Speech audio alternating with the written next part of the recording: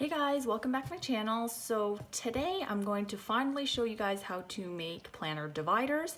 I've been meaning to do this video for a while and just haven't gotten around to it. So I'm finally going to show you today. It's really simple, really easy, and I hope it's easy to follow. So I'm going to switch over now to my iPad so that you guys can follow on screen. Okay, so for those of you who've never used Cricut Design Space, this is a free software. You don't need a Cricut or anything. You can use it on your laptop, on your iPad, on your iPhone. I'm going to do it on my iPad today, but you can easily do it on your laptop, And you don't need a Cricut to make the actual dividers. We're just going to create the template, and I'll show you and explain to you at the end how you can use it without a Cricut and just cut it by hand or whatever you want to do. So for those of you who've never used Design Space, this is just the main page. And what we're going to go to is just new project here on the left. And it's just going to take you to a blank space. Today I'm going to show you how to do the A5 dividers, just because I know that A5 is the most popular size, but you can follow the same directions. You just need to know the dimensions for whatever planner size you want to do. It's the same steps. And I will do, I think, a 5 tab. But you can, again, do 4 tabs, 3 tabs, whatever, how many ever tabs you want to do, okay?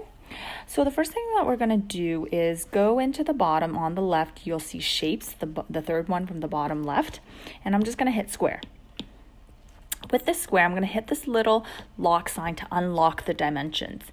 I will then go into edit, which is the second one in the middle stack of icons. And we're just going to change this to the size of an A5 size. So the width of A5 is 5.83. And then the height is 8.27. Okay. Then I'll put that off to the side. And for the tabs that I'm going to do today, I'm going to do those rounded shape tabs. If you want to do a different type of tab, like squared off tabs or, rectangle tabs, you can do whatever you want. I just like the shape of those rounded tabs. So what you would do is you go into image, which is on the bottom left, and I searched for the shape rounded rectangle. And it's the second row, the second one in the second row. I'm just going to hit insert. Then what I'm going to do is put the width of this one at 6.33. The reason why I'm just doing this is it makes it easier for me to cut it, because I know that I like my tab sizes to be about 0.33 width. Actually, on an A5, you could do it a little bit bigger. So maybe 6.35 I'll do, okay? And what I'm gonna do then, after I inserted this shape, is I'm gonna go back into shapes, add another square. And this technique is called splicing. And what it does is it cuts the back shape so that you can get what you want, because I don't want the full rounded rectangle, right? I only want a little portion to create the tab. So hit the square that you created and back to edit in the middle. And I'm going to make my width 6 inches. The reason why is I know that the back one is 6.35 and the front rectangle is 6. So that means when I cut this shape, I'm only going to get 0.33 inches for that tab. So how you cut this is when they're layered on top of each other, you highlight both of them. On the iPad, I found this easier.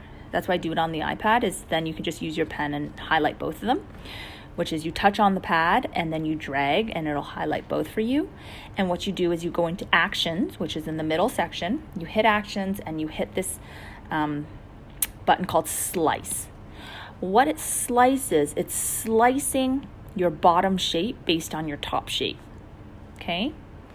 And so now you see I got the little tab that I want. What you can do with this remainder stuff is get rid of it. So what you do is highlight everything, go into the layers tab, which is in the middle section. When those sections are highlighted, click the little garbage can, and that gets rid of everything. And also in this layers tab, it's kind of like Photoshop. You can see the different layers that you have in your canvas or project. Okay, so now what I'm going to do is drag my little tab over, and you'll see that it clicks in to your shape, okay? And since I'm making 5 tabs, I need 5 of these and 5 of the rectangles in the back. So I'll highlight both, And in your layers pane on the right, hit this little star icon. That's just duplicate. So I'm going to do 2, 3, 4, 5. Okay? Then what I'll do is just drag your rectangle, to the side first, and snap your little tabs together. And what I mean by that is, see how that just snaps together? And I'm gonna snap it below. How I move it up is you just use 2 fingers and touch your screen. And now I have them all lined in a row. What I'll then do is highlight all of my tabs. And in your layers pane, you can also see which layers are highlighted. So you can see that I've only highlighted the tabs. If you accidentally highlight the square as well, you can just tap on it and it unselects it, okay? So after I've highlighted all 5 tabs, what I'm gonna do is go back into edit in the middle section, and then in your height, change the height of all of your tabs to the height of your divider. So for an A5, my height again is 8.27. And now it's made it into the same size as my divider, right? So now what you'll do, and I find the easiest way to do this is move it to the position 0, 0. So how you know it's in position 0, 0 is you highlight your rectangle, you look at the edit in the middle, the edit tab, and in the position here, just put 0, 0, okay? Again, highlight all your tabs and move the tabs over so that it snaps back in place up here. Okay, so now what you'll do is you're going to highlight your tab and the rectangle. And again, you can go back to your layers and just make sure that you only highlighted 1 tab instead of all the tabs. And then what you're going to do is go into actions and put weld. And what weld does is it connects the 2 shapes together. So now you have a tab. So you're going to do the same thing for each of the other ones. So what you'll do is take the next rectangle and drag it over to the corner, or you can put edit and put 0, 0 again. Highlight the next 2, again hit weld.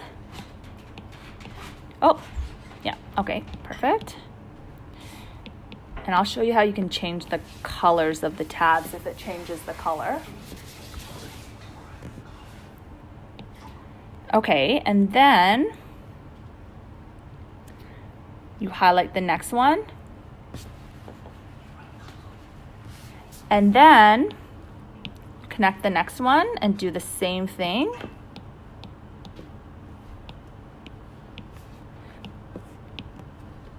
To all of them.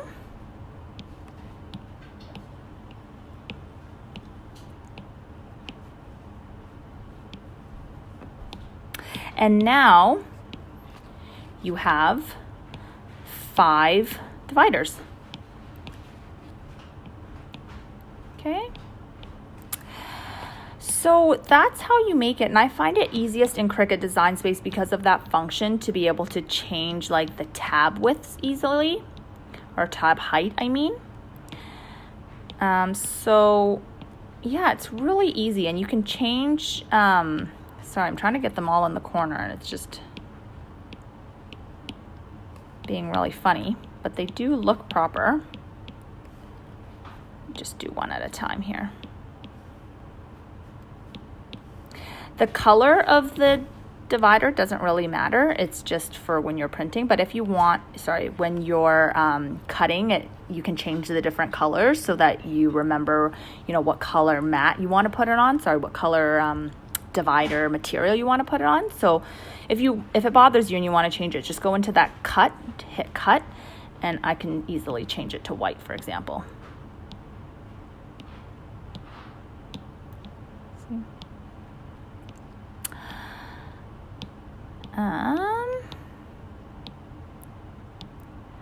Here I'm just showing you changing it to white, but really it doesn't really matter if you're using a Cricut, okay? So that's just how you do that. It's pretty straightforward. I can do a separate video if you want to create the actual holes. That definitely takes a little bit more work because you need to calculate where the holes need to be. And when I say holes, I mean for your ring binder or for your discs. It's definitely a more tedious process, but this is very easy if you're just making simple dividers.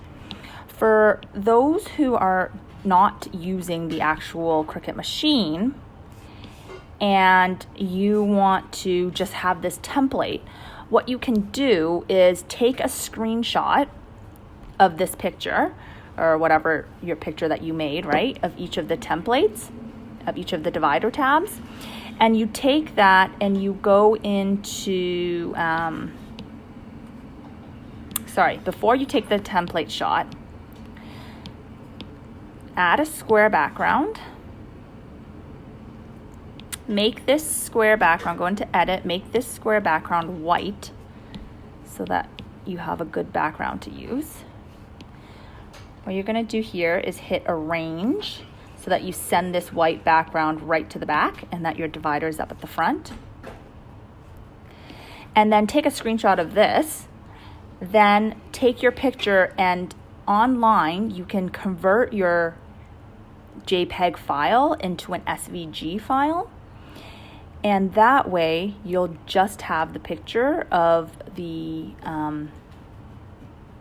divider, and you can print that on a piece of paper. You can scale it and change the scale of it, and SVG is a scalable vector file, and you can change the size of it, and you'll have a good quality file that you can print and then cut yourself. Because the Cricut Design app doesn't actually allow you to export this as an PDF or any way to export your file, so the only way to do it is to take a screenshot of it. Okay, so that's how you do it if you don't have the actual Cricut Maker to cut it. That's kind of confusing, so if you have questions, just leave it in the comments below. And so for those of you who do have a Cricut, what you then do is go into your Make button, obviously, and then it just puts it onto your mats and you can just cut it out.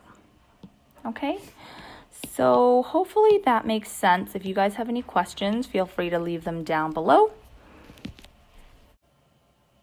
So thanks guys for watching. I hope you guys found that useful and informative. Tag me on social media if you guys do make those, because I would love to see how it turns out and what you guys come up with.